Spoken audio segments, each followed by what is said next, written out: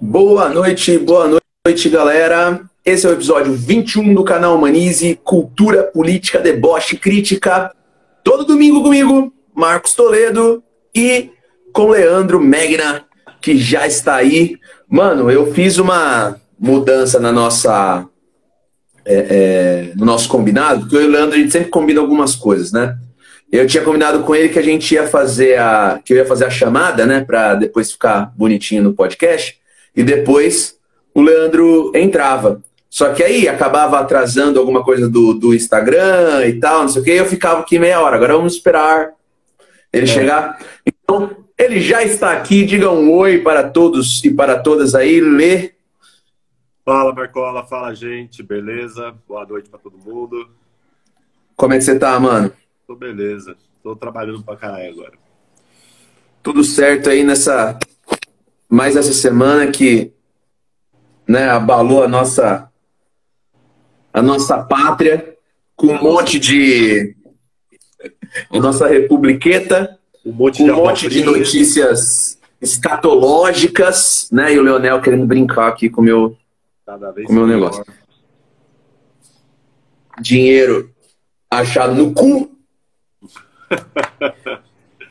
Jogador de futebol. E jogadores de futebol, enfim, né? Dando das suas.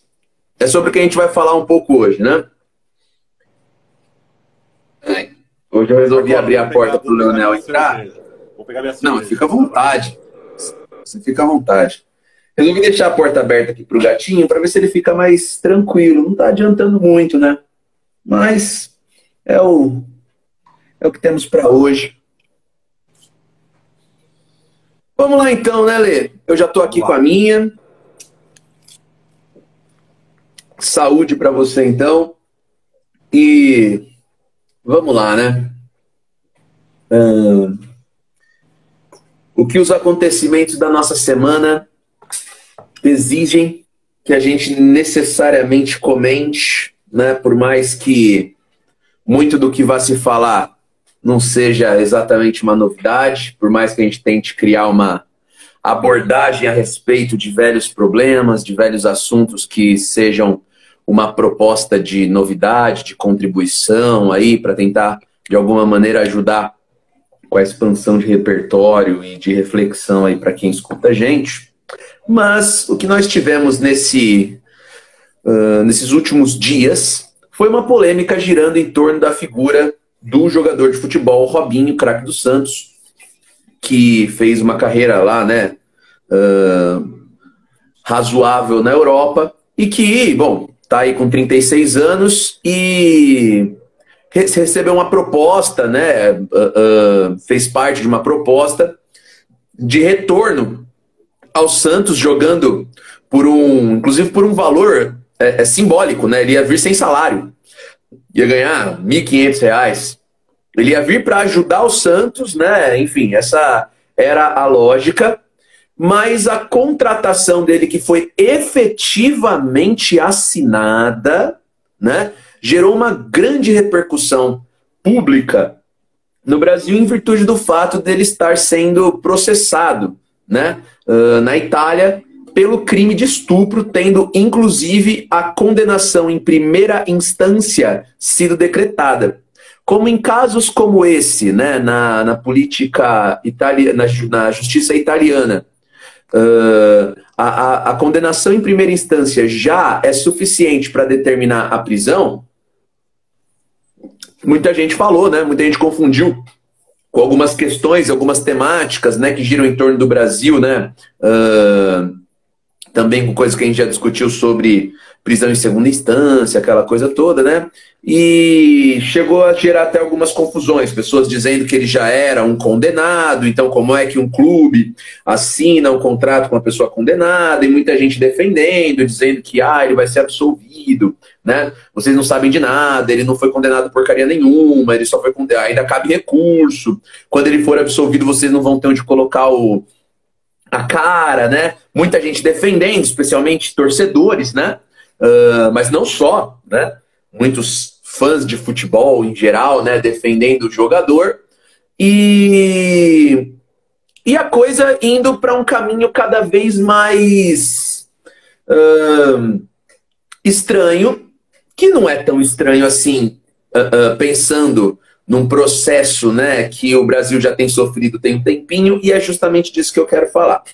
Bem, muita gente optou pelo caminho retórico da politização, digamos assim, partidária, né, da questão do Robinho, dizendo que aqueles que estão criticando a contratação e etc., estão fazendo isso por um discurso, né, esquerdista, feminista, lacrador, né, de cancelamento, né, aquela coisa toda, e que isso não tem nada a ver com a questão em si, né, que as pessoas estão fazendo essas críticas não por qualquer solidariedade à vítima ou etc.,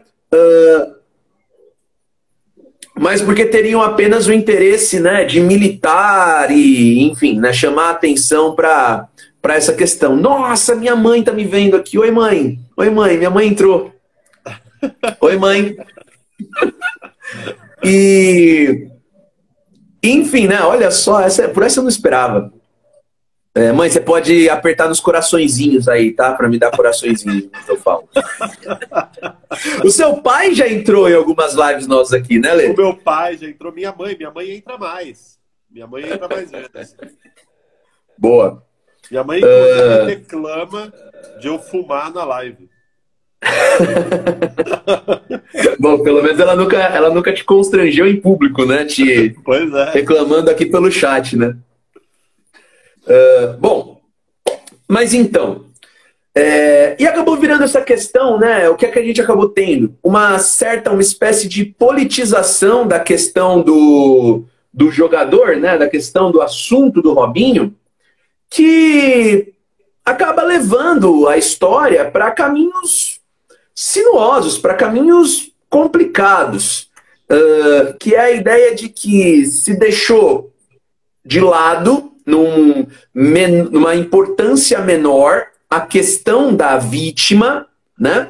E parece que se defende uma espécie de retórica, uma espécie de lógica, né? Que de lógico não tem absolutamente nada, que criticar o estupro virou uma pauta esquerdista, né? Você se colocar contra o estupro, né, parece que virou um perigo de você, por um suposto alinhamento esquerdista, progressista, etc., deixar de enxergar o caso de maneira, né, ampla, pelo desejo de condenar acima de tudo. Ou seja, é uma inversão absoluta de valores. Porque são justamente os grupos políticos mais conservadores que nós tendemos a ver condenar, criticar e perseguir o chamado garantismo judicial. Ou seja, aquela ideia de que até que transite em julgado uma sentença penal condenatória, todos são considerados inocentes, né? É a ideia, né, dessa garantia, né? Do direito à ampla defesa, né, do sujeito e por aí vai, que nunca foi visto como exatamente uma prioridade pelos grupos conservadores. Mas aqui nós vemos uma inversão nessa lógica, né? Porque parece que quando se trata de questões assim que vão para esse âmbito, esses grupos mais conservadores automaticamente mudam completamente a sua chave com relação ao entendimento do devido processo legal e, né, dos procedimentos penais, e se tornam garantistas e até abolicionistas penais, né? Fica uma coisa assim fantástica. Então, e aí querem usar isso, né, como um argumento contrário, né? Como o Gui falou aí, né? Não somos seres esquerdistas que falam de dar benefício da dúvida, né? Inclusive o Caio Ribeiro usou esse termo aí, né, para falar do Robinho, que tem que se dar o benefício da dúvida para ele, etc e tal. E veja, é curioso porque quando se critica o contrato assinado pelo Robinho, Isso não necessariamente significa, ainda que muitos tenham falado erroneamente, dizer que ele é um condenado por estupro. Ele não é, realmente ele não é um condenado por estupro. O processo dele tem que transitar em julgado, né? E ainda está longe disso, ainda cabem vários recursos. Mas a questão não é essa, a questão está no fato de que enquanto um processo penal está em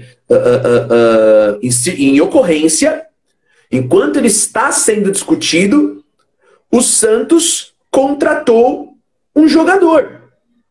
Então é óbvio que, se por um lado, né, deve haver essa questão de realmente dar o benefício da dúvida, né, não considerar culpado aquele que ainda não teve a sua condenação definida, é fato também que o clube acaba se complicando pesadamente quando ele resolve contratar um jogador que está no meio de um processo de defesa, né? Então espere terminar o processo e aí você cogita contratar a pessoa. Ou seja, esse argumento dessa turma aí é absolutamente contraditório e oportunista. Fica muito claro, né, que nunca foi uma questão, né, dar o benefício da dúvida para o jogador, muito pelo contrário, né? A grande questão é que, para essas pessoas, independente do que digam ou do que falem, o Robinho não fez nada e ponto, acabou. Porque parece que essa extrema moralidade, que está tão vinculada à direita, ela acha brechas muito fortes quando se mistura com questões ligadas a elementos ligados à elite, né? A pessoas da elite, como, por exemplo, um jogador como o Robinho, né? Que, óbvio, né, como a maior parte dos jogadores de futebol tem uma origem pobre, mas hoje representa, né, um grupo social, né, um grupo com prestígio absolutamente marcado, e cujo caso, né, o caso de um estupro, né, que está vinculado a uma ideia de violência contra a mulher e etc., tem sido extremamente politizado nos tempos que nós temos vivido. Isso acabou me gerando algumas reflexões e eu queria compartilhar alguns elementos que eu encontrei aí que acho que ajudam a gente a entender de que forma isso tudo está se construindo.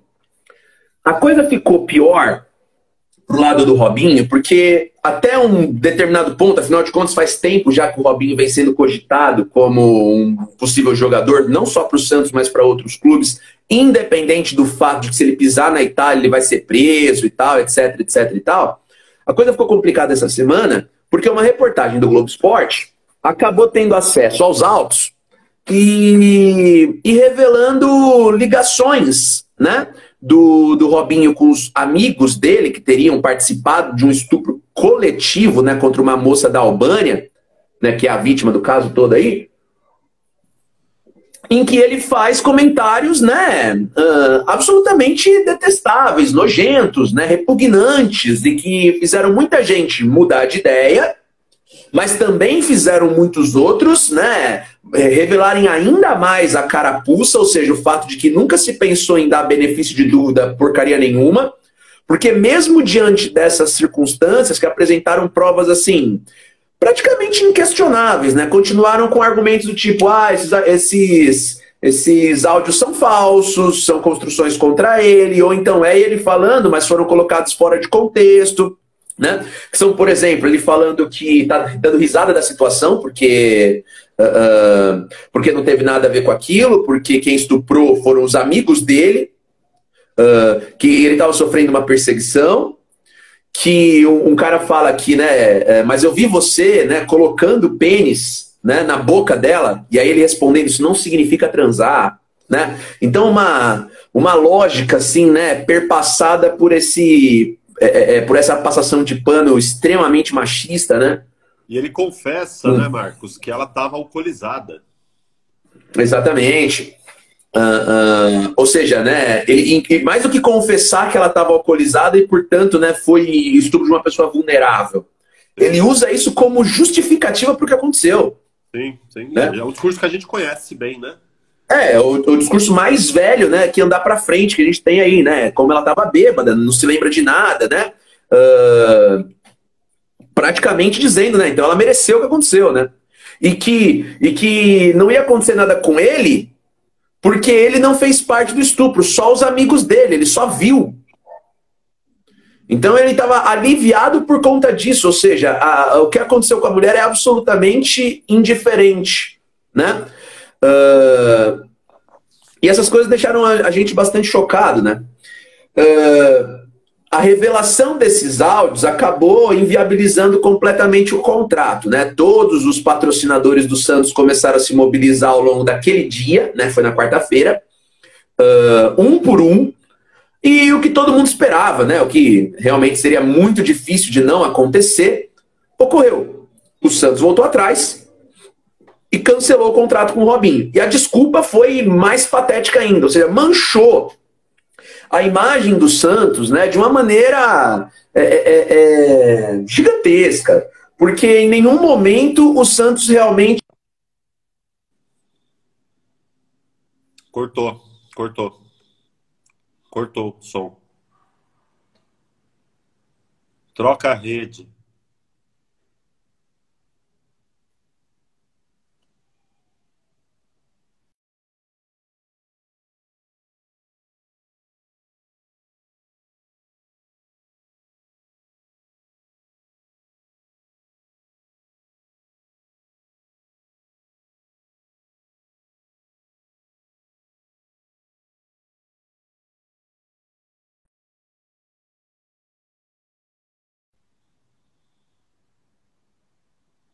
Tá sem som.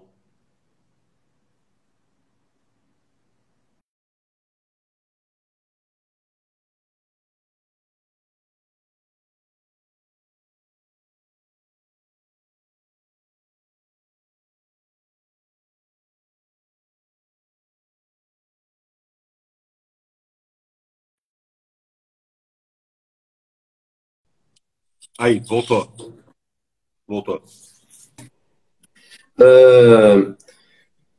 Então, diante do cancelamento do contrato, né, primeiro, o Santos, né, de uma forma patética, né, veio com aquela história, né, fizemos um comum acordo e para que o Robinho possa se dedicar à sua defesa, a gente vai rescindir o contrato, né, beleza. Então, assim, uma cara de pau gigantesca, né? Ficou bem claro que toda a questão envolvendo a situação foi dinheiro, né? As empresas, por sua vez, pensando, né, que a imagem do Robinho teria um prejuízo maior do que um possível ganho, pressionaram o clube para não perder dinheiro se livrou do cara.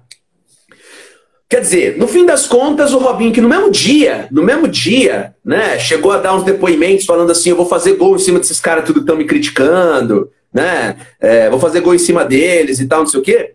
Quando estava realmente perdido o contrato, ele puxou a questão, na verdade ele já tinha, né, dado dessas, já tinha dado sinais disso em outras falas, inclusive nos áudios que aparecem no depoimento, né, o Robinho acaba puxando toda a questão para uma estratégia que não pode ser, e esse é o ponto do episódio de hoje, uma estratégia que não pode ser por acaso. É uma estratégia absolutamente concatenada, planejada, fruto de uma orientação, muito provavelmente, que é apelar para essa moralidade ultraconservadora, fazendo acenos ao bolsonarismo. Né? E olha quem veio prestigiar aí, é a Ana Bolena. Tá aqui. Ó, olha lá. Boa. Oi, Ana Bolena. Eu nunca vejo a Ana Bolena quando eu vou aí, né? Porque ela se esconde. Ela se esconde, ela fica nos buracos dela aí. Já o Leonel é mais dado. Você nunca veio aqui, né? Quando acabar a pandemia... Quando acabar a pandemia, você vem aqui. Só na porta. Então a estratégia do Robinho passou a ser a seguinte. Ih, será que cortou de novo? Ou o áudio chegou tarde? Aqui tá Isabela falou que a Isabela tá. falou que não está ouvindo. Oi? Não tá funcionando ainda, Isa? Agora tá. Ah, boa. Então, ó, o Robinho começou com um apelo, né? Falando o seguinte, né? Eu estou sofrendo uma perseguição semelhante à perseguição que está sofrendo o Bolsonaro. Pela TV Globo. Oi? Pela TV Globo, né? Nomeou a TV Globo. Exato. Nós sabemos que a Rede Globo é uma televisão do demônio, né? Ele realmente, né, foi para esse caminho muito direto, né, da religiosidade, do conservadorismo, e não é necessariamente que ele esteja fingindo, né? Inclusive, eu não sei o quanto isso é verdade, né? Mas alguns falaram até que o alinhamento dele ao cristianismo se deu principalmente depois desse caso, né? Porque ele teria traído a esposa, e aí, né, ele se encontrou com Deus e tal, depois desse grande erro, mas que o problema, não houve estupro nenhum ali, o grande erro foi uma questão moral, em que ele traiu a esposa, mas, né, encontrou perdão, misericórdia de Deus, da esposa, da família, tal, não sei o quê, mas agora é perseguido por movimentos aí, né, satânicos, a Globo, que é do diabo, é isso que ele tá dizendo, né? E políticos. Seja, né? Não seja. E políticos que tem a ver com essa pauta feminista, né? Aquela outra fala que ele falou que é de vomitar, né? Infelizmente existe esse feminismo, né? E aí, repara por que eu estou insistindo que não se trata de um acaso, não é ele mesmo só sendo ele. É orientação, sabe? Toca nesse assunto. Porque ele fala assim, esse movimento feminista, em que muitas nem mulheres são, né? Ou seja, ele realmente quer jogar toda a sujeira possível no ventilador. Então ele joga, ele flerta com uma questão assim transfóbica, né? Ele faz referência a essa ideia da pauta de gênero, né? Querendo jogar gasolina numa fogueira ideológica num ponto que ele sabe que vai encontrar respaldo rapidamente. Quando ele bate na questão da ideologia de gênero, ao simplesmente fazer um pequeno comentário assim, entre vírgulas, né? Em que ele fala, esse movimento feminista, aí um comentário que era para ser um detalhe e que para mim fez toda a diferença, que é quando ele fala, algumas não são nem mulheres, a gente sabe disso, né? Falando aqui o português claro. Quando ele faz aceno a isso, automaticamente ele vai ganhar apoio político de 1/3 do Brasil, dessa ala bolsonarista. Porque aí se trata de uma figura de bastante visibilidade e uma questão que está chamando muita atenção e que pode ser instrumentalizada politicamente pelo bolsonarismo. Então ele está querendo ser abraçado por esse movimento porque ele sabe que ele vai ser rejeitado pelo restante do país. Vai ser não, né? Já é. E rejeitado numa questão, né, extremamente delicada do ponto de vista da moral, que é a coisa do estupro, né, que nem na cadeia é aceito, né, e aquela coisa toda e tal. Não que ele esteja com medo de ser preso, porque ele não pode ser preso no Brasil por essa questão, mas o julgamento que do qual ele sabe, né, que ele está sofrendo, faz com que ele busque essa estratégia de defesa. Então repara o perigo do que nós nos tornamos. Uma figura bem orientada por advogados, etc., como o Robinho, conseguiu fazer uma leitura política e fomentar uma estratégia pela qual a saída mais segura para essa delicada questão em que ele entrou e que ele claramente perdeu quando o seu contrato foi rescindido, é entrar de cabeça no bolsonarismo. É chamar para si a imagem do bolsonarismo e se colocar no papel de vítima da mesma forma que o Bolsonaro seria uma vítima dessa esquerda, dessa ala progressista concatenada para destruir o Brasil. Então, esse é um apelo moral que tem sido usado como arma, como ferramenta política para elementos vinculados à questão do público já há muito tempo. E nós estamos mais do que acostumados a falar dessa temática na questão do público. Com relação ao elemento do público, nós vamos ter, por exemplo, esses casos todos aí vinculados à ideia do cara que foi encontrado com dinheiro na cueca, né? Lá no norte do país, lá no Pará. É um cara que tem um cargo público bastante, né, firme. Ele era vice-líder do Bolsonaro no Senado, né? Um homem do MDB. Do MDB não, do DEM, né? Um homem do DEM. Roraima. De Roraima? Acho que era do Pará. É verdade, de Roraima. E perceba, né, que essa questão da moralidade que criou uma blindagem política e colocou esse movimento, né, cada vez mais empoderado com a representação do Bolsonaro na presidência e tudo mais, né, coloca esse traje, né, essa blindagem moral para uma atuação política.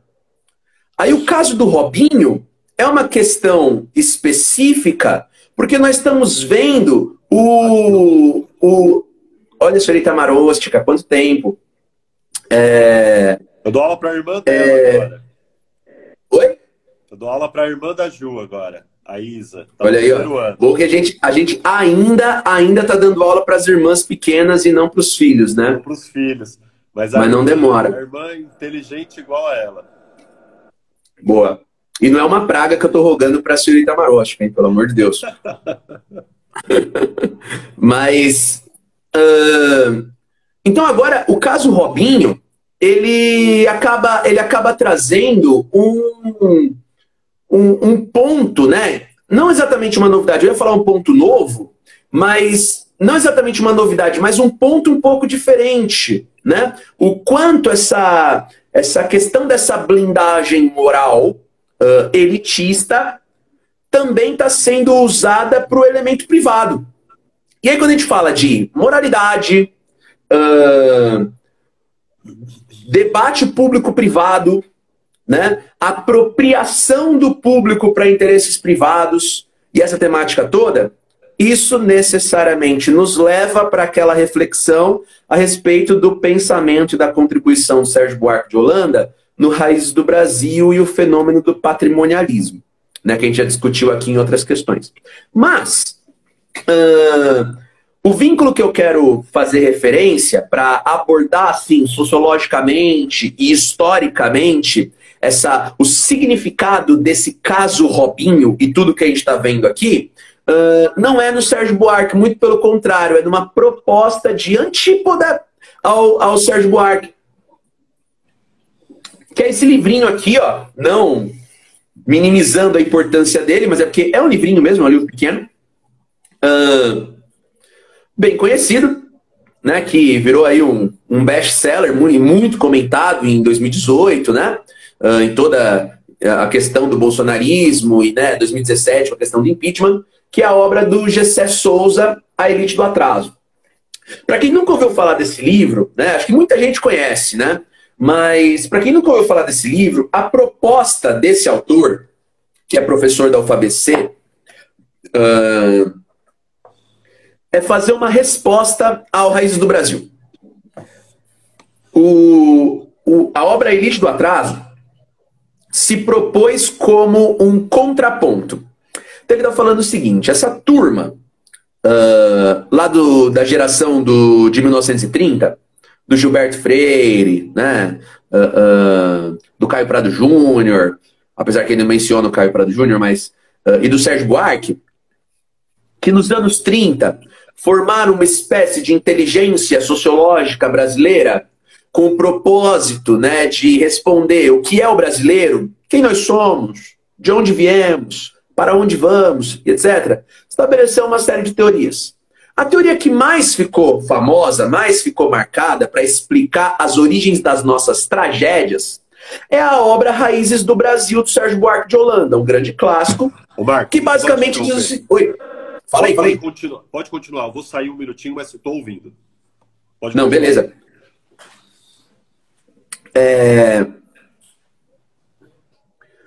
Essa ideia do Sérgio Buarque, do Raízes do Brasil, parte da seguinte premissa. O brasileiro herda da sua tradição portuguesa certos valores morais, ou, digamos assim, né, certos vícios, que acabaram montando aquilo que significa a essência brasileira. Nós herdamos de um elitismo português essa ideia de que certos grupos nascem numa posição nobiliárquica tamanha que podem ser confundidos com as premissas, os privilégios do Estado. Que certas coisas que devem ser entendidas como públicas, na verdade, são vistas como de legítimo pertencimento a uma determinada elite. E é nisso que consiste a essência do patrimonialismo. Determinados grupos que, sendo privados, se apropriam daquilo que é público e que deveria ser de todos, porque tá meio que consolidado que, eles merecem, sempre foram os donos do poder, etc e tal. Inclusive a obra do Raimundo Fauro, né? Os Donos do Poder, tem esse nome e bebe da mesma fonte, né? Que o Lê estava falando na live passada, na semana passada. Então, essa é basicamente a ideia do Sérgio Buarque. O Gessé Souza, ele vai falar, olha, até agora ninguém teve coragem, e o Gessé Souza é meio arrogantão, meio assim, né, de chegar e falar, ó, ninguém teve coragem de peitar esses caras. Ninguém se atreve a falar que o Sérgio Buarque de Holanda, o grande Sérgio Buarque de Holanda, falou merda. E eu tô aqui para dizer que ele falou merda. E a esquerda e a direita democráticas, a centro-esquerda, centro-direita, progressistas, né? No nosso país, tem criado os seus projetos de governo, etc e tal, pautado nessas lógicas. E isso ele fala, né, que isso é fruto do nosso viralatismo. Que nós temos um germe negativo de herança portuguesa que nos contamina e não tem como a gente se livrar disso. E ele vai propor uma nova ideia, né? A obra, né, A Elite do Atraso, basicamente tenta defender que não existe isso de patrimonialismo, que não tem essa coisa de herança dos portugueses.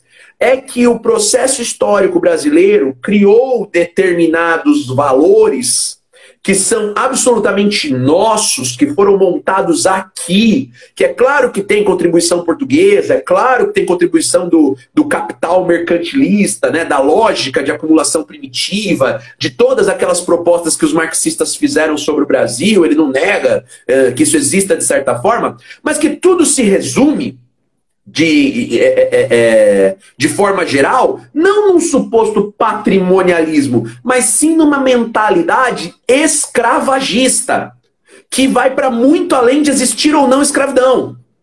Né? A maneira como a elite se porta diante da ralé, ele usa inclusive esses termos, né?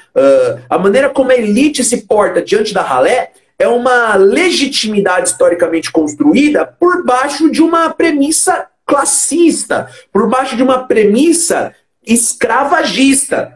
O pobre ainda é visto com o mesmo olhar que o branco via o escravo negro 200 anos atrás. E aí ele vai para esse lado. Mas aí, dentro eu não quero. O meu objetivo não é entrar nessa questão, porque o que isso tem a ver com a ideia do Robinho, né?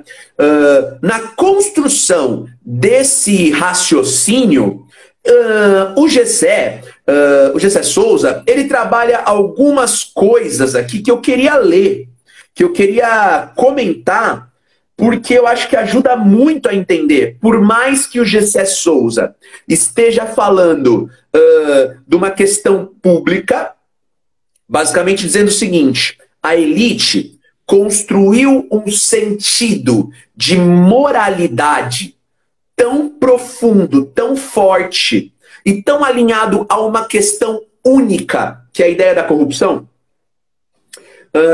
que agora ela se vale dessa ideia. O impeachment da Dilma, né, toda essa questão política que nós estamos vivendo gira em torno disso, né?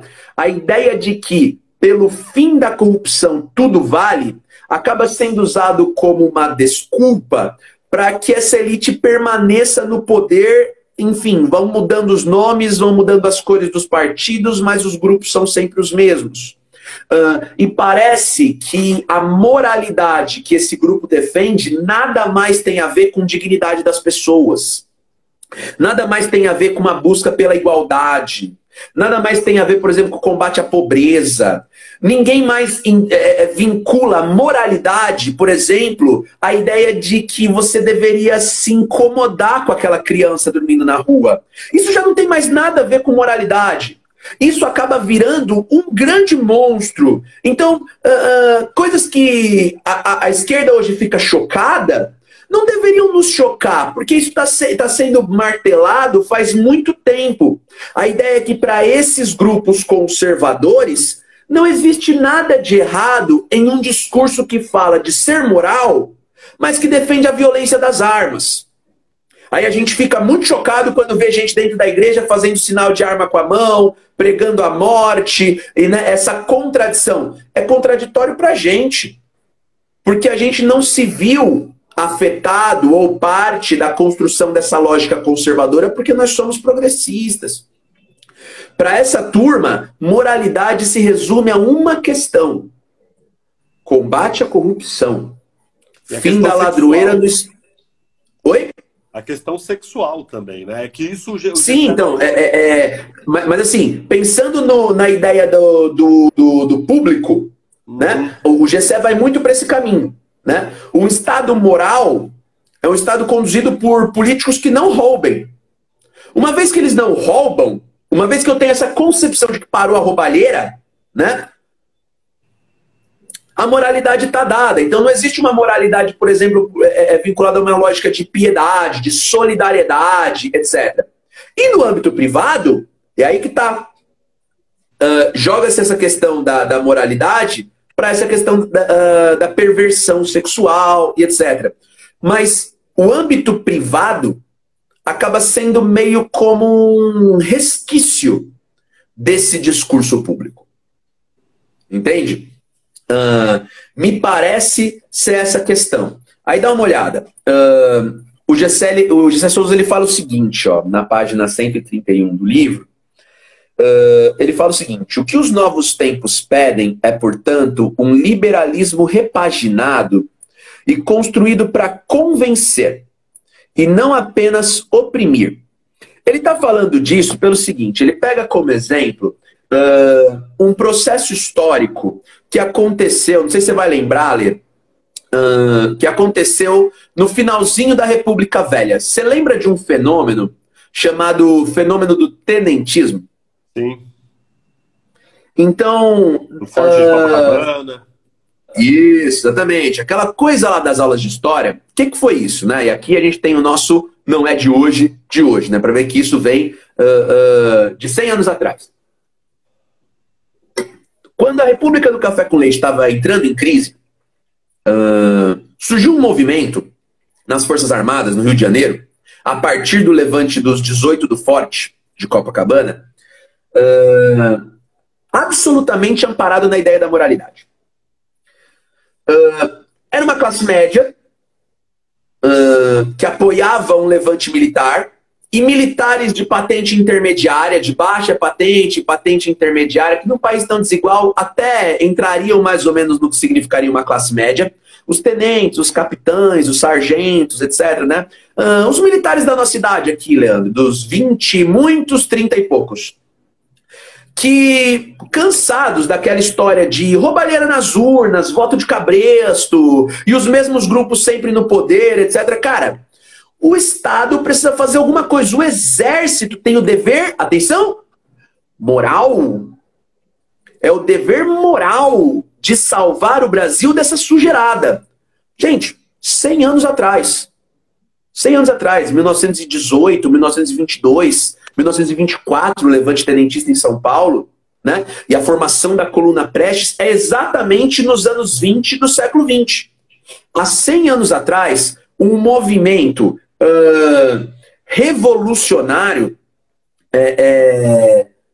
nasceu com essa lógica da moralidade.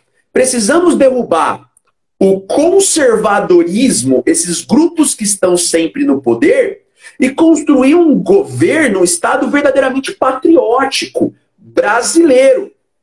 O tenentismo acabou não chegando em lugar nenhum, faltou liderança, né? Eles tinham um ideal de moralizar a nação que morria nisso mesmo. Não havia projeto.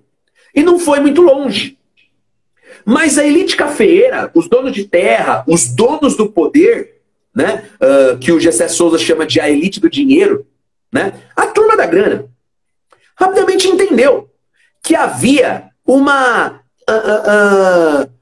expectativa social por moralização. Essa história da porrada definindo os votos, essa história da decisão política determinada pela bala, não colava mais. Né? Então era necessário mudar a estratégia. E aí ele continua, né? O moralismo da nascente classe média urbana seria a melhor maneira de adaptar o mandonismo privado, ou seja, a história do café com leite, do voto de cabresto, de sempre, que não dava mais certo, aos novos tempos. O domínio do campo na cidade tem que ser agora civilizado, adquirindo as cores da liberdade e da decência. Os mantras da classe média citadina. O que estava em jogo aqui era a captura agora intelectual e simbólica da classe média letrada pela elite do dinheiro, formando a aliança de classe dominante que marcaria o Brasil daí em diante. O que esse trecho mostra pra gente? Essa capacidade imensa de agir como um camaleão que a elite do dinheiro possui. Ela estava muito acostumada a não pensar em moralidade. A gente rouba na cara dura. A gente frauda as urnas. A gente frustra as eleições. A gente impõe a nossa vontade pela porrada porque o poder é nosso. Isso mudou. Rapidamente, a elite se adapta e fala, agora a gente precisa ganhar o coração do povo. Não se dá mais, a gente não vai mais conquistar a política pela força. Agora a gente precisa tomar conta da opinião pública. Por meio dos meios de comunicação, por meio de figuras carismáticas. Né? Não à toa, quem vai assumir o controle da política daí para frente é Getúlio Vargas. Né? Ainda que ele rompa com algumas coisas, ele continua representando os interesses dos mesmos. Né? Ele só da boca para fora aquele discurso revolucionário dele. E o que nós estamos vendo agora, hoje em dia? É uma nova adaptação. Né? Essa elite do dinheiro, essa elite, né, mandonista e tal, agora ela se apega a uma retórica de moralização ultraconservadora, né, da qual o Robinho está tentando, né, se apropriar, na qual ele está tentando surfar. A grande saída dele é se apropriar dessa nova onda ultraconservadora, que é uma nova estratégia de manutenção das coisas como sempre foram. Né? E aí tem mais duas passagens que eu queria mostrar, né, para a gente ver. Desde essa época, o liberalismo conservador, baseado no falso moralismo da higiene moral da nação, da ideia de que é preciso limpar a nação, né, moralizar, vai ser a pedra de toque da arregimentação da classe média que se cria nessa quadra histórica pela elite do dinheiro. O discurso moralista havia mostrado todo o seu potencial de arregimentar e convencer sua clientela já na década de 20 com o movimento tenentista. Ou seja, o sucesso que o movimento tenentista teve não foi de chegar no poder, porque isso eles nunca conseguiram. Mas eles mostraram que, em grande parte, o movimento tenentista realmente moveu muita gente nos centros urbanos. Muita gente viu, realmente, a gente precisa escutar esses caras, o Brasil precisa de uma limpeza. E a elite se apropriou esse discurso, né, de que é necessário fazer uma revolução moral. Tanto do ponto de vista público, da questão da corrupção, quanto do ponto de vista privado, da questão da perversão sexual. Então isso é o espelho do nosso Brasil de hoje, do que nós estamos vivendo 100 anos depois, né? É o discurso da Lava Jato que agora, né, se vê colocado contra as cordas e cada vez mais, né? Quando a gente vê que no fim das contas isso era só retórica, né? E o caso do vice-líder do Senado lá do Bolsonaro mostra isso muito fortemente, né? O Bolsonaro não tem outra escolha, né? Senão realmente fingir uma naturalidade, uma normalidade que é fruto dessa estratégia negacionista que caracteriza o bolsonarismo, né? E do ponto de vista privado, a gente vê, né, essa figura da perversão sexual, do que eles chamam, né, de perversão sexual vinculado aos movimentos de esquerda e tal. E aí, para acabar, um terceiro trecho em que ele fala o seguinte: a legitimação dos privilégios da classe média é distinta. Como seu privilégio é invisível pela reprodução da socialização familiar, que esconde seu trabalho prévio de formar vencedores, a classe média é a classe por excelência da meritocracia e da superioridade moral. Eles servem tanto para distingui-la e para justificar seus privilégios em relação aos pobres, como também em relação aos ricos. É que se os pobres são desprezados, os ricos são invejados. Existe uma ambiguidade nesse sentimento em relação aos ricos, que vincula admiração e ressentimento. A suposta superioridade moral da classe média dá à sua clientela tudo aquilo que ela mais deseja, o sentimento de representarem o melhor da sociedade. O que eu acho que isso tem a ver com o que está acontecendo aqui? A gente não pode chamar o Robinho de um cara de classe média. Ele é um cara que veio da elite, mas que veio da pobreza, mas que virou o máximo da elite. Agora, aonde a gente encontra o exército de defensores do Robinho? Está na classe média. Então, para mim, isso me parece assim que esse trecho do Gessé Souza vai, cara, na carne, vai no nervo. Existe uma ambiguidade nesse sentimento da classe média em relação aos ricos que vincula admiração e ressentimento. Eu queria ser ele. E eu fico mordido que eu não sou. Então, isso acaba gerando uma lógica assim. Eu, classe média, sou moralmente superior. Por quê? Porque eu sou a pessoa que veio de baixo, que conquistou tudo pelo próprio, né, talento, e que estou constantemente ameaçado por tudo. Pelo Estado que me tributa, né, que me impede de lucrar, pela esquerda que me rouba, e por esse discurso moral, por esse discurso imoral, né, das pautas identitárias, etc., que me impedem de ser quem eu sou. Que tornam o mundo um lugar chato. Que tornam o mundo um lugar em que eu sou constantemente o problema, constantemente o inimigo. E eu reajo violentamente contra tudo isso, por quê? Porque eu sou superior moralmente. Eu sou moralmente superior porque eu cultuo o Deus verdadeiro. O que a Isabela falou, a propaganda do Mamãe Falei é isso. Ele no debate, o Mamãe Falei no debate, eu reparei que todas as vezes que era a fala dele, ele virava para a câmera e começava com a mesma frase: eu já estou de saco cheio. É exatamente pensado. Ele está tentando representar a raiva de alguém. Não sei se ele está no timing certo para isso, creio que não.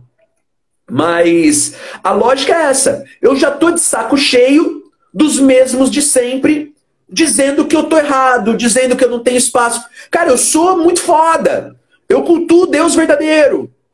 Eu não posso deixar, né, isso que eu sou, que é a representação do que tem de melhor na sociedade, continuar sendo visto como inimigo por grupos que são inferiores. Ou seja, eu preciso defender o Robinho. Por quê? Porque o Robinho, está sendo vítima desse discurso feminista que está se fortalecendo e que é o mesmo discurso que vem contra mim, que diz que eu não posso fazer uma piada machista. Então, no fim das contas, a albanesa que foi estuprada, ela não tem nada a ver com a história. A questão é que o Robinho precisa vencer a luta contra o feminismo mundial. E ele vai contar comigo. E aí eu vou usar as armas que eu tenho. Inclusive, o direito, né, ao benefício da dúvida. Inclusive, o direito a me valer justamente dos princípios jurídicos que eu sempre rejeitei, mas que nesse caso me são favoráveis. Né? Então, quando eu fui dar uma reestudada aqui, né, no livro do Gessé e vim para esse capítulo, né, eu fiquei assim bastante chocado, né, porque o Gessé Souza não está falando disso. O Gessé Souza está falando da questão da corrupção. Mas a temática, se ela for abordada de uma maneira mais ampla, a gente vê que ele também está falando disso. Né? Que esse moralismo que formou a Lava Jato, esse moralismo que formou o bolsonarismo, e esse moralismo que empoderou essa onda neopentecostal, e aí realmente a última coisa que eu tinha para comentar hoje, é uma reportagem que saiu na Die Welle, né? Eu não sei pronunciar nunca esse jornal, né? A DW, tá? Prefiro assim. Que é um comentário aqui, né? Um artigo de opinião assinado pelo José Ospina, que é um redator espanhol. E ele falou o seguinte, num artigo de opinião de 2018, perdão. Falando sobre o perigo do crescimento das igrejas neopentecostais, né? E esses políticos com esse discurso moralizador, né? Na América Latina. Aí ele dá alguns dados assim, ó. No Brasil havia 42 milhões de fiéis em 2018, equivalente a 22% da população, segundo o IBGE. E a cada ano abrem no Brasil 14 mil novas igrejas neopentecostais. E aí ele dá outros dados relativos ao restante da América Latina. Quer ver? Ó, alguns exemplos só. Enquanto as escolas e universidades da América Latina têm de pagar imposto, as igrejas são isentas de qualquer contribuição. Pelo menos na Colômbia, onde até 2017 havia 750 colégios públicos contra 3.500 igrejas neopentecostais. Aí ele comenta também, por exemplo, é assustador que muitos desses pastores tenham tanto êxito com ideias excludentes e um discurso de ódio. Né? Ele chama atenção, por exemplo, para o fato de que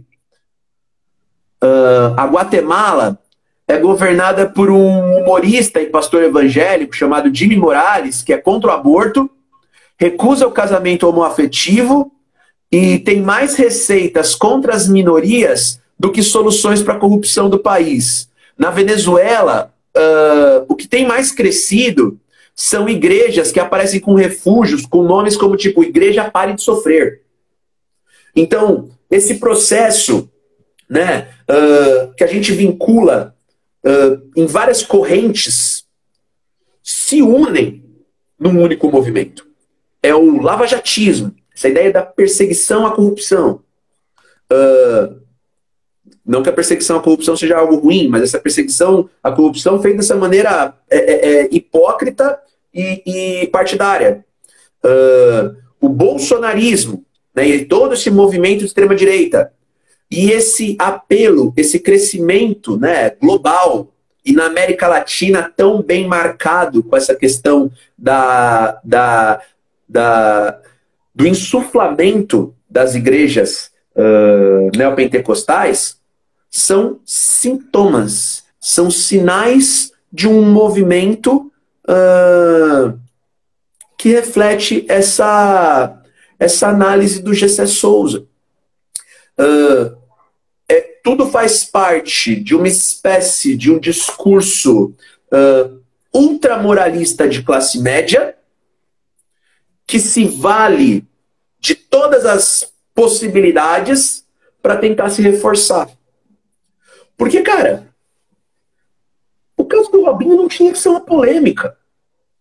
Especialmente depois que vazaram os tais das falas dele no telefone. Até algum tempo, talvez essa questão do estupro ainda fosse uma coisa que, de certa forma, eu posso estar viajando, quero ver o que você pensa, Lê.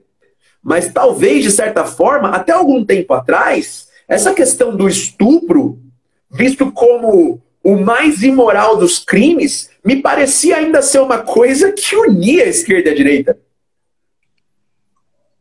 para a ideia de tolerância zero. Até a sociedade os fora da lei. O estupro é o crime que não se aceita e tal. Ele até continua sendo assim, mas repara que é o tipo de coisa que cada dia que passa está se permitindo abrir mais exceções se o debate em torno de uma questão ligada ao estupro possa ser favorável para uma bandeira conservadora. Né? Então, acho que era isso, cara. É uma sugestão bem interessante de leitura. Puta, é um livro muito fluido, assim, gostoso de ler, que dá uma visão bem interessante, né? Tem esse caráter, né, de quebrar tabus, né, de renovar toda a historiografia, né, brasileira para sempre, né, de criar um novo patamar que eu acho que é bem exagerado, né, da parte do G.C. Souza, mas tudo bem, porque só ele acha que ele é todo esse, né, renovador, novo Sérgio Buarque, etc e tal, né? Mas vale muito a pena a leitura desse de outros livros do mesmo autor, e para gente ler por esse prisma dessa polêmica que está girando em torno do Robinho, que no fundo, é um espelho. Né? Esse é o grande ponto. O caso do Robinho virou uma polêmica porque a figura dele e a polêmica girando em torno dele é um espelho das hipocrisias da nossa sociedade, sobretudo de classe média, e do nosso conservadorismo tupiniquim. Lê, seus comentários aí, meu. Eu estava anotando aqui algumas coisas, Marcos. Eu acho muito simbólico o fato de a moça estuprada ser albanesa, né? A gente mostra uma divisão até do crime, né? A gente sabe que a Albânia é o país mais pobre da Europa, né? E há muitos imigrantes albaneses na Itália. Então, usa-se, e eu ouvi essa justificativa também, de que ela era uma prostituta. Então, há muitas albanesas na Itália se prostituindo, né? Isso, eu lembro que quando eu vi esse argumento, isso me veio à cabeça uma coisa que tem tudo a ver com o que você comentou, daquele índio que foi morto, queimado em Brasília, né? No ponto de ônibus. Isso deve fazer uns 15 anos, talvez. E então era um grupo de meninos de classe média que pôs fogo no índio que estava dormindo num ponto de ônibus em Brasília. E a justificativa deles é que eles achavam que era um mendigo, né? Justamente...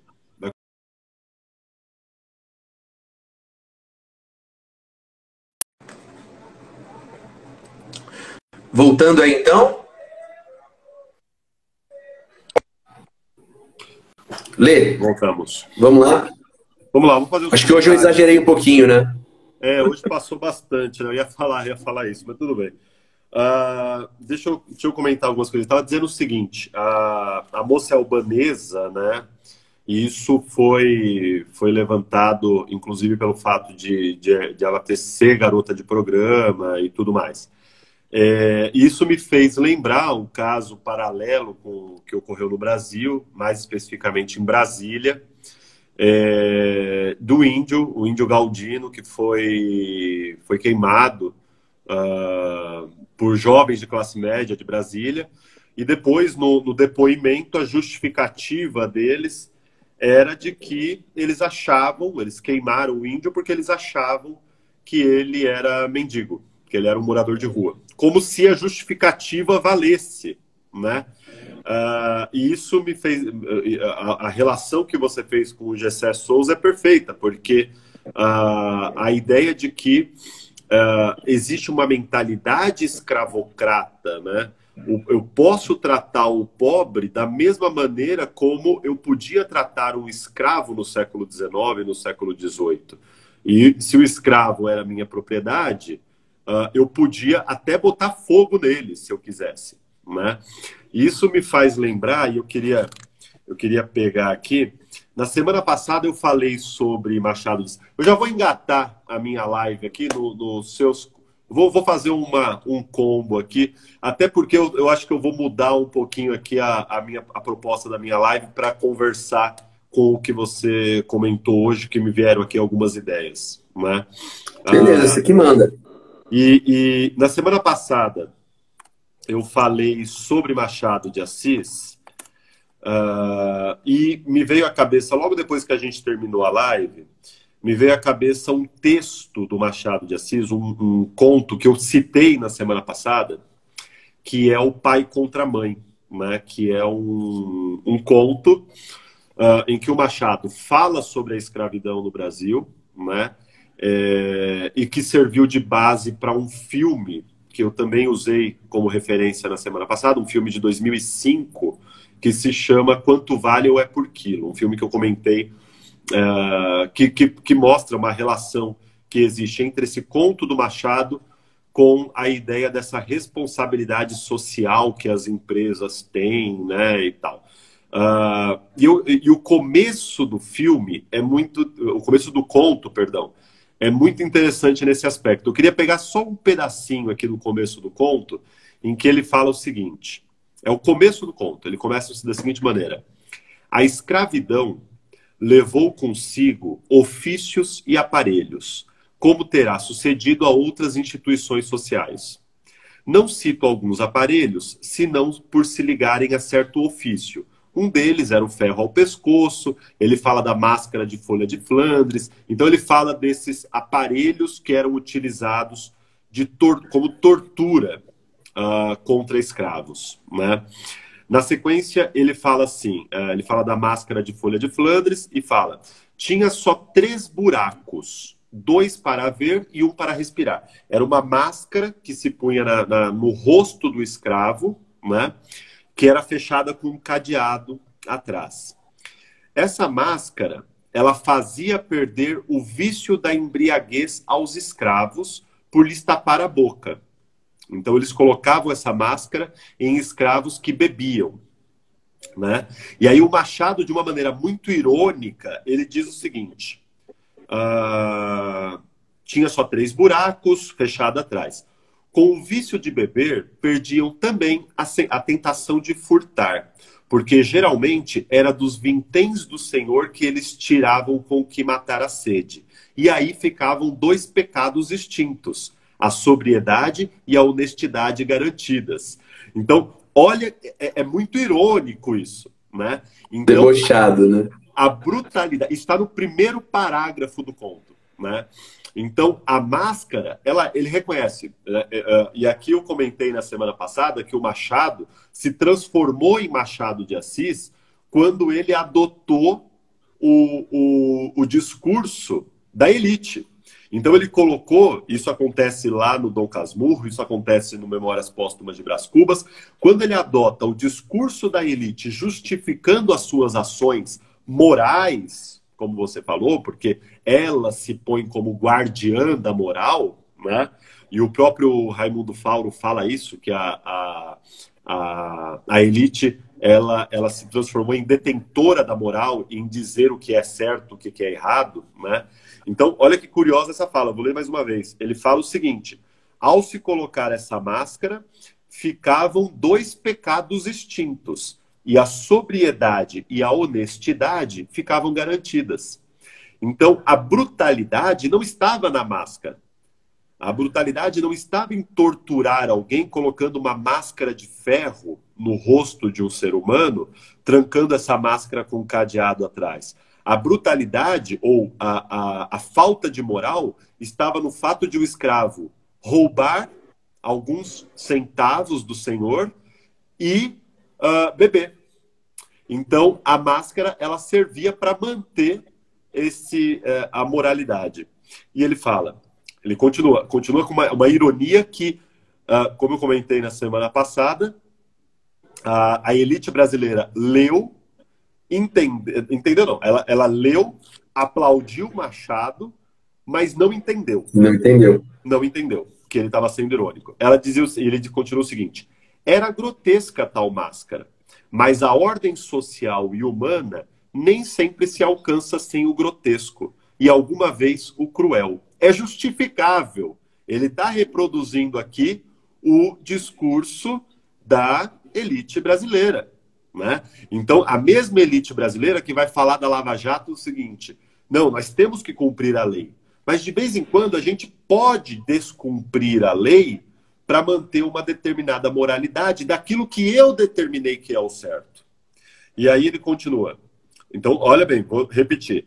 A máscara era grotesca, mas a ordem social e humana, e o que a gente entende como ordem social é a moralidade que foi instituída pela classe média, nem sempre se alcança sem o grotesco e alguma vez com o cruel, ou seja, justificável, né? E aí ele continua. Ele fala de um outro aparelho que se usava contra os escravos, que era o ferro ao pescoço. Era um ferro que tinha uma haste grande, então a pessoa não conseguia se movimentar muito, né? O ferro ao pescoço era aplicado aos escravos fujões. Imaginai uma coleira grossa, com uma haste grossa também à direita e à esquerda, até o alto da cabeça, e fechada atrás com chave. Pesava naturalmente, mas era menos castigo do que sinal. Escravo que fugia assim, onde quer que andasse, mostrava um reincidente, e com pouco era pego, né? E aí vem o parágrafo que eu acho que é o máximo. E aqui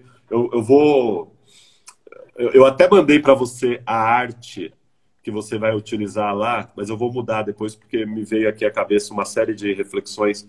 Eu mudei o tema enquanto você falava. Boa, senhor. Quem sabe faz ao vivo. Pode ser. E aí ele continua da seguinte maneira: há meio século, os escravos fugiam com frequência. Eram muitos, e nem todos gostavam da escravidão. Olha bem, o Machado está falando, os escravos eram muitos, e nem todos gostavam da escravidão. Nem todos. Sucedia ocasionalmente de apanharem pancada, e nem todos gostavam de apanhar pancada. Olha a ironia. Mano, Machado é foda, né? Grande parte era apenas repreendida. E aqui tá chegando na...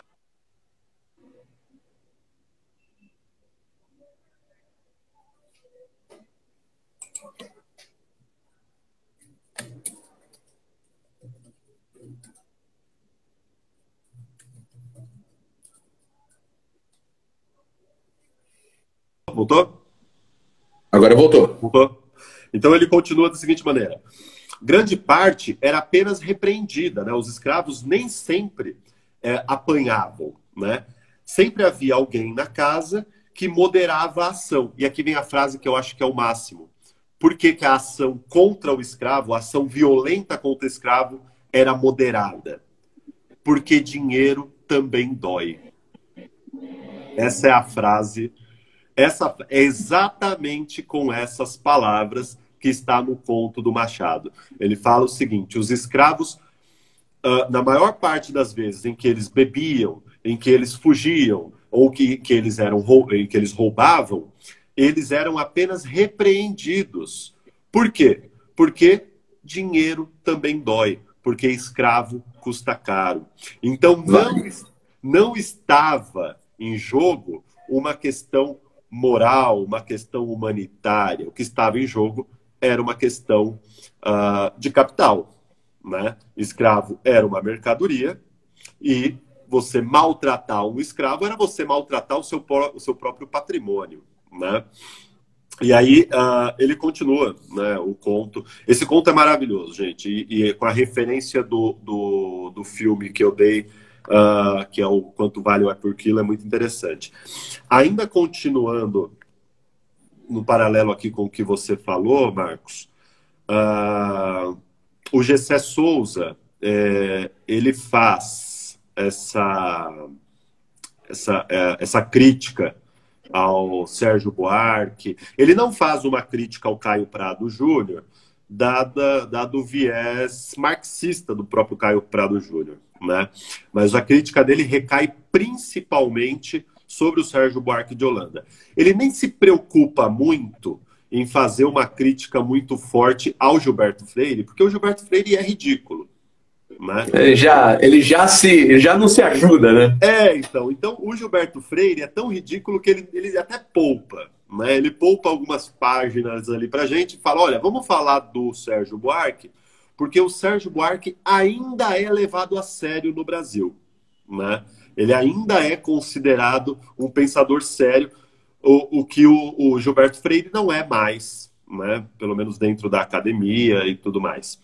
Então, no primeiro livro dele que eu li, que se chama A Tolice da Inteligência Brasileira, ele fala...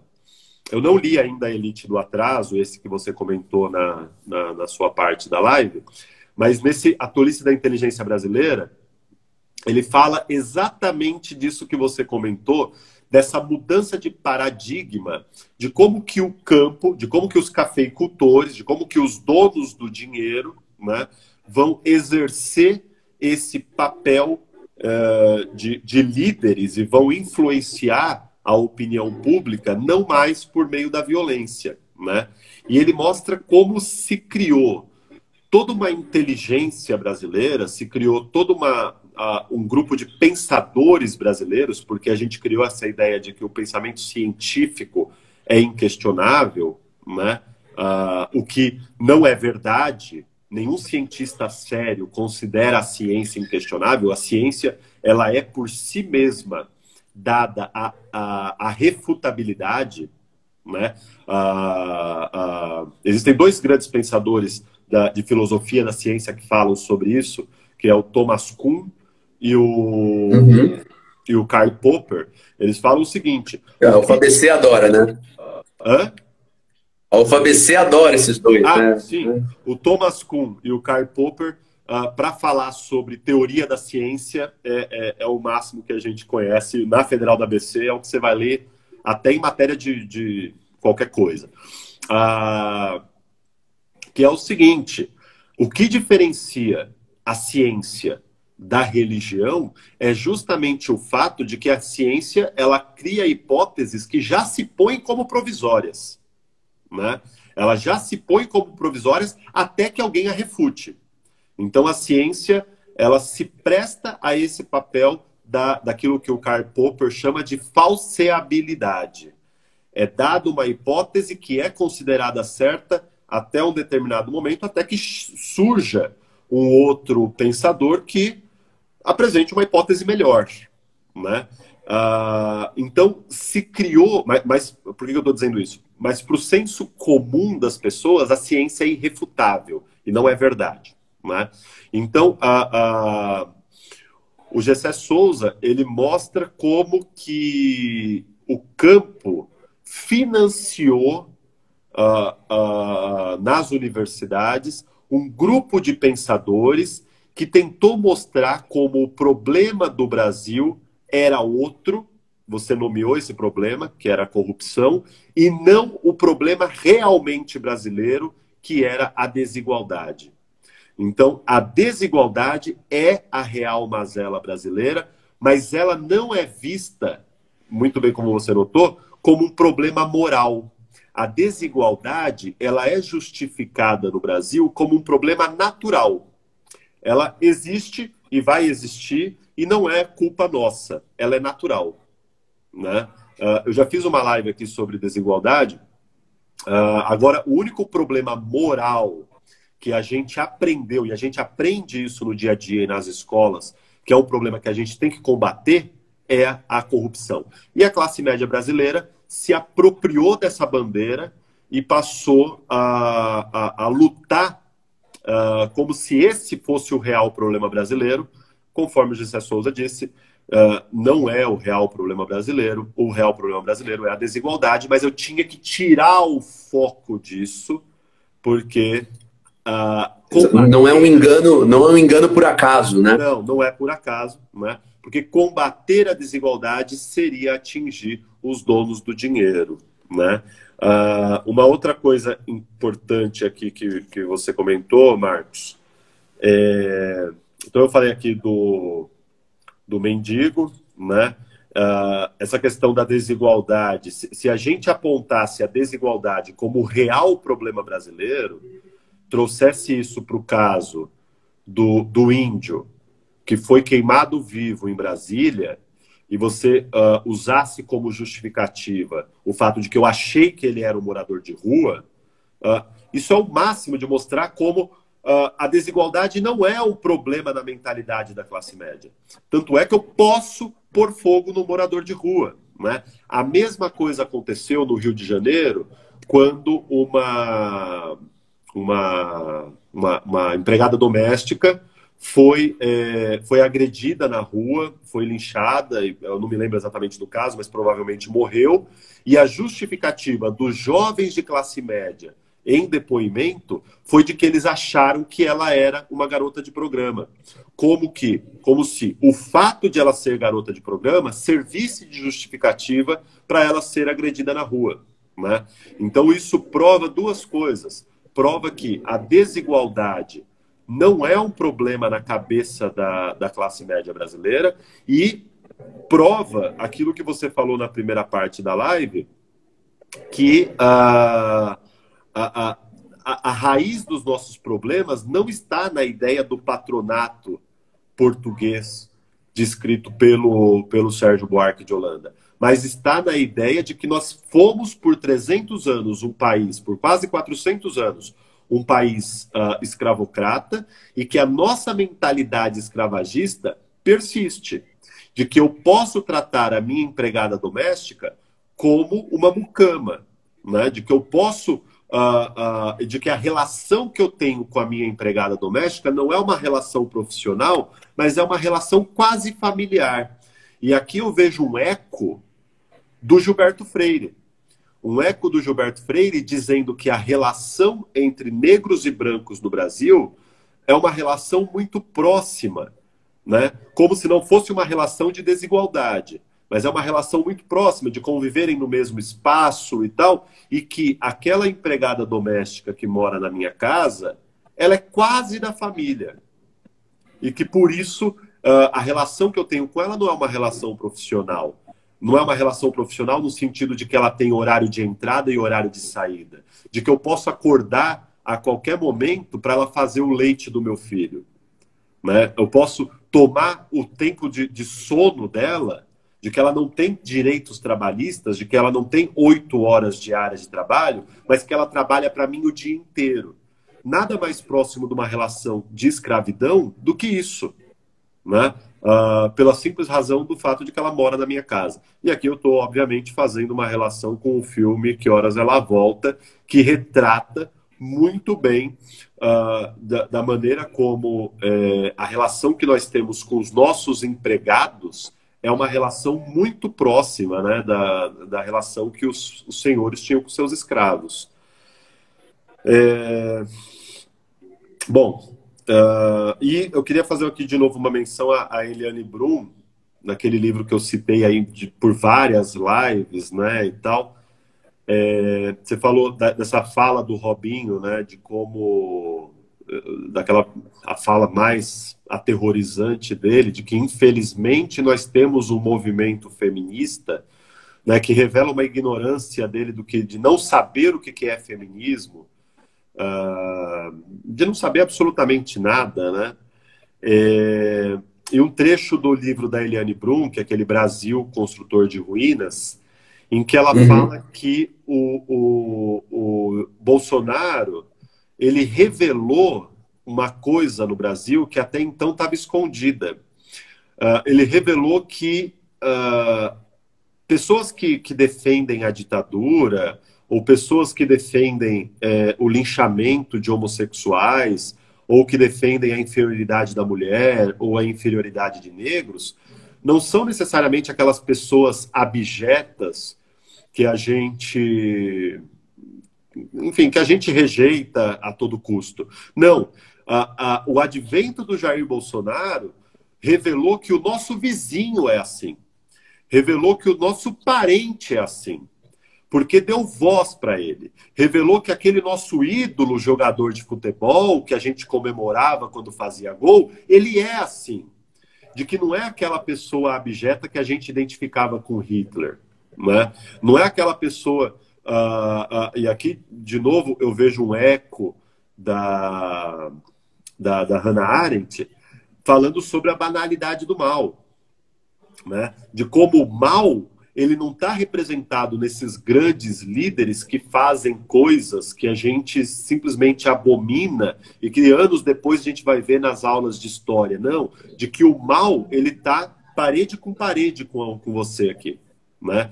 De que é aquele seu vizinho que você encontra na reunião de condomínio e que você bate um papo com ele, mas que de repente quando você toca numa questão como essa do Robinho, ele revela que o estupro não é algo tão... É algo que pode ser modalizado, é algo que pode ser discutido, que não é algo indiscutivelmente problemático como era. Né? Lembrando, por exemplo, que o estupro ele era considerado, assim como a tortura e a escravidão, ele era considerado uma arma de guerra e que foi proibida pela Convenção de Genebra. Né? Então, a Convenção de Genebra, salvo engano, né? Que fala sobre crimes de guerra. A Convenção de Genebra... de guerra. A Convenção de Genebra que proibiu essas 3 práticas como práticas de guerra. E passaram a ser considerados como crimes contra a humanidade, ainda que sejam cometidas durante guerras. Que são a tortura, a escravidão e o estupro. Porque o estupro... foi utilizado, por exemplo, largamente por soldados japoneses quando invadiram a China. Por quê? Porque o estupro, ele era... Coreia também. Na invasão da Coreia também. Ele era não só um crime físico, como ele era um crime moral. Né? Você destruía toda a estrutura familiar da mulher que era estuprada, porque... Ela perdia ainda na cabeça daquelas famílias conservadoras, ela perdia a honra, né, de ser esposa da família. Então, o estupro ele era utilizado como crime de guerra, condenado pela Convenção de Genebra. Então, ele não pode ser modalizado, ele não pode ser relativizado. Né? E ainda trazendo essa questão, falando da Eliane Brum, ela tem, ressoando a Hannah Arendt, ela tem um capítulo desse livro em que ela até pede uma licença para a Hannah Arendt, né? Ela fala assim, a Hannah Arendt criou o conceito de banalidade do mal, mas eu vou criar aqui o conceito de boçalidade do mal, porque estamos falando de Jair Bolsonaro. E nada mais boçal do que falar de Jair Bolsonaro. Né? E ela tem um capítulo desse livro, Brasil Construtor de Ruínas, e que ela chama de boçalidade do mal, em que ela fala que Jair Bolsonaro, a eleição de Jair Bolsonaro, trouxe voz para aquele indivíduo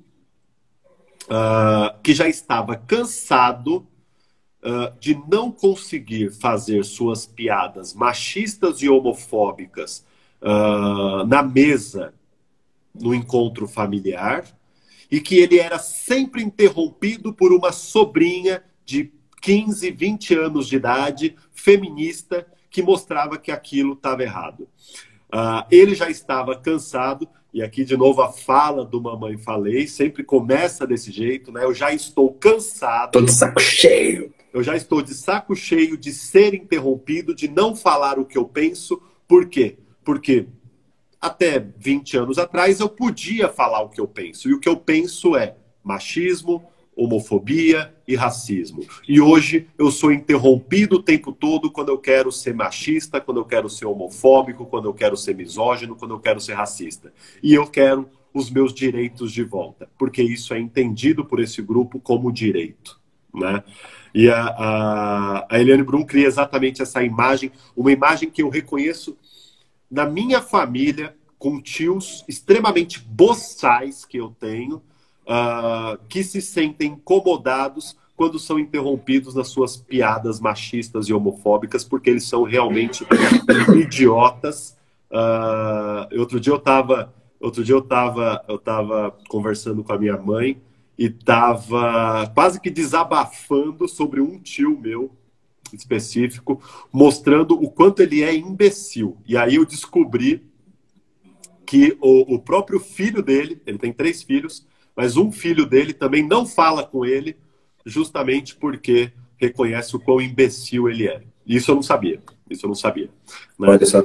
Mas, então, é esse grupo, né, que se sente incomodado e que ganhou voz com as redes sociais e com a eleição do Jair Bolsonaro. Eu queria só falar uma outra coisa aqui, Marcos, e aí eu entro um pouquinho no que eu fiz uma mudança aqui no meu plano. O Peter Singer, diga. Antes de você entrar nessa outra questão, só um comentário bem rápido. Claro. Que eu acho que tem a ver com a parte que você estava dizendo sobre o quanto que esses movimentos, né, conservadores, eles procuram sopesar, né, eles procuram suavizar essas questões com o objetivo de convencer, né, de acabar vencendo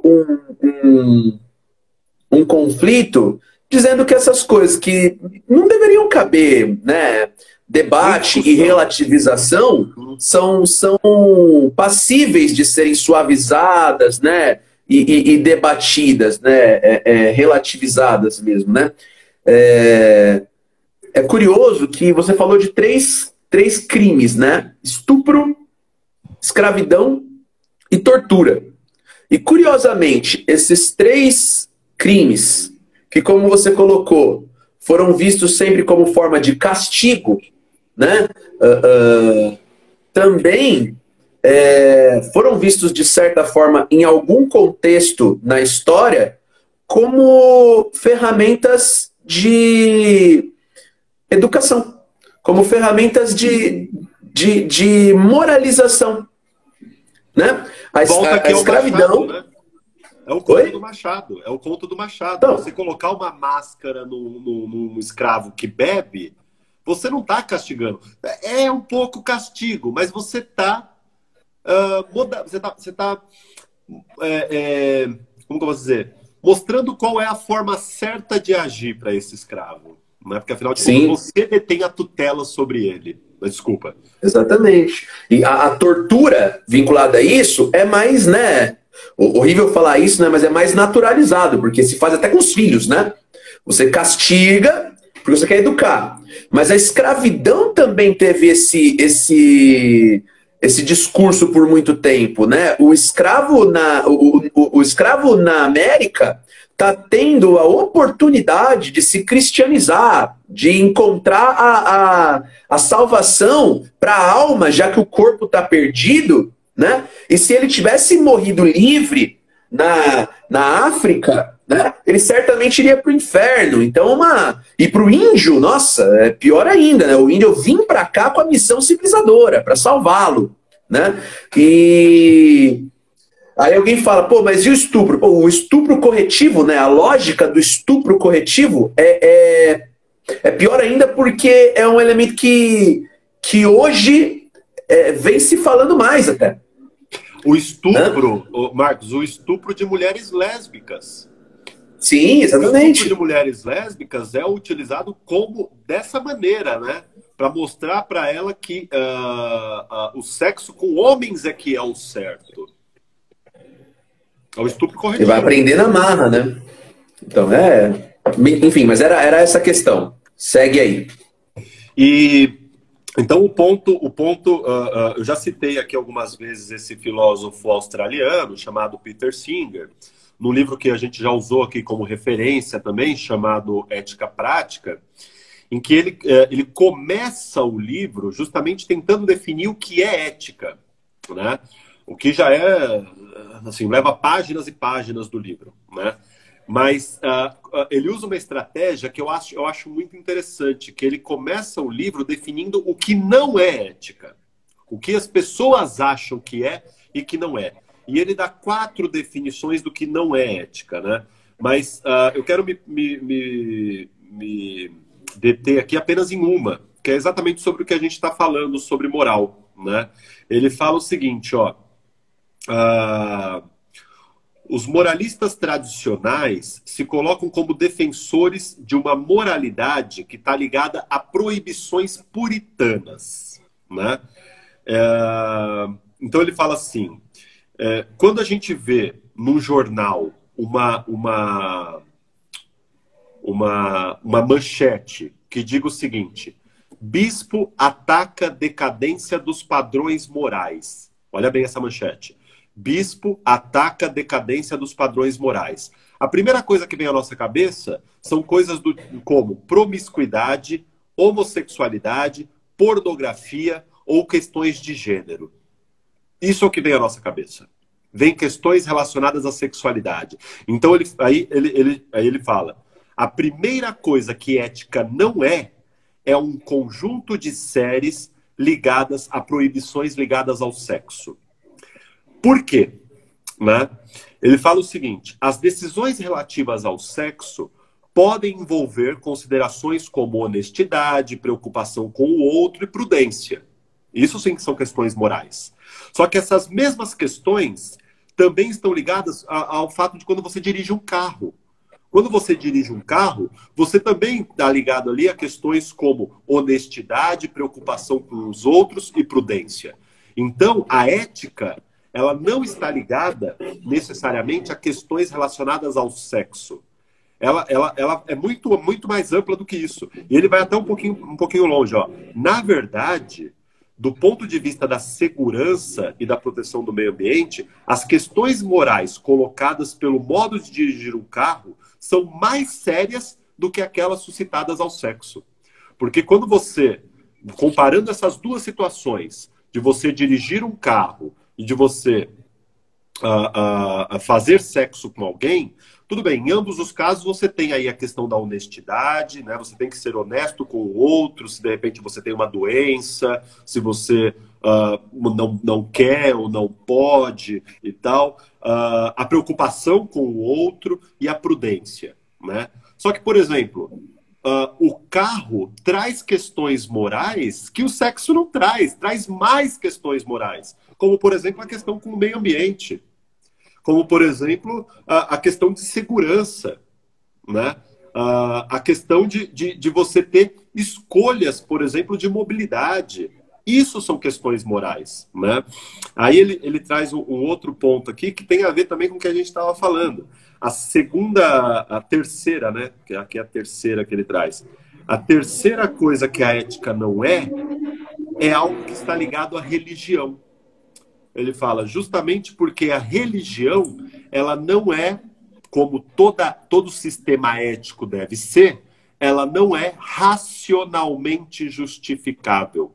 E todo sistema ético deve ser racionalmente justificável. E a religião prescinde a justificativa racional.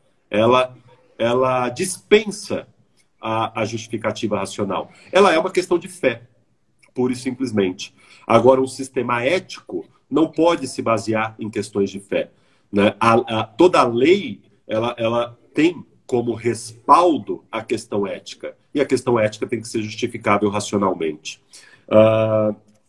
E aí, só falando sobre essa questão de moralidade, e aqui eu queria deixar uma deixa que eu quero desenvolver Eu queria falar sobre cinema nessa live, mas o assunto foi para outro ponto, mas... Fica para semana que vem. Vai ficar para semana que vem. Eu queria falar sobre 3 cineastas, e aqui eu queria levantar a polêmica que eu quero discutir na semana que vem.